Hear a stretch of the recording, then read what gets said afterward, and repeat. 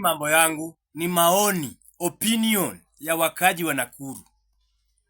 Wamesema ya kwamba CPA Geoffrey Mwangi ndo ako mbele zaidi tukienda kwa uchaguzi saa hii yenye tunaongea.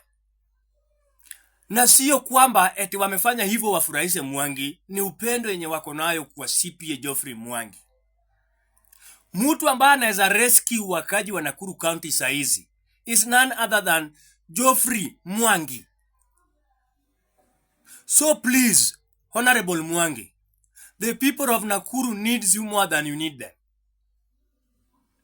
We need change in this county of Nakuru. Tuko na mtu ambaye aelewi maslahi ya wananchi, ambaye anaitwa Susan Kihika. Na mumeona tu Geoffrey Mwangi ndo kila siku shida yoyote ikitokea ni Mwangi. Kumbe hizi vitu zenye unafanya ndogo ndogo inaingia ndani ya moyo ya wakaji wa Nakuru County. Ndio maana mimi sasa nimeona hii nasema tu wenyewe Mungu halali. Watu wa Nakuru County tuko na mtu mmoja tu ambaye anakuja kurescue sisi. Anaitwa Honorable Geoffrey Mwangi. Mwangi, you are a manager. Mwangi is a manager. You can manage this Nakuru County to be to be somewhere that anybody can admire to be in this Nakuru County. Sio ya kwamba hii mama yenye tulichagua hii gulusumu kabisa. Na mimi nataka niambia Honorable Gachagua, please. Honorable Gachagua, tumekuomba na tunakusaidia. Sikilia mkono ya Geoffrey Mwangi, tafadhali Gachagua. Gachagua, tafadhali sikilia mkono ya Geoffrey Mwangi.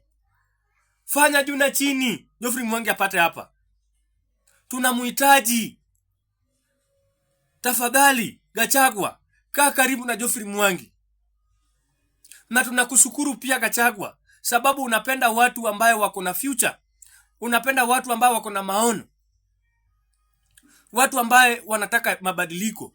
Sasa zile tumesimama na wewe kwa one term pande ile, sisi pia simama na sisi hapa. Mwangi aingie kwa county. Achukue hii Nakuru County. Mwangi akuwe governor wetu hapa. Tunamhitaji. We love Mwangi. We love him because of the heart that he has. Hiyo ndio kitu ambaye inapenda Mwangi sahi. Hata ukiwa na shida kidogo tu mpigie, atahakikisha amefika na atahakikisha amekusaidia. That is someone whom we want. So Honorable CPA Mwangi, Mungu azidi kukupea uhai. Na umeona opinion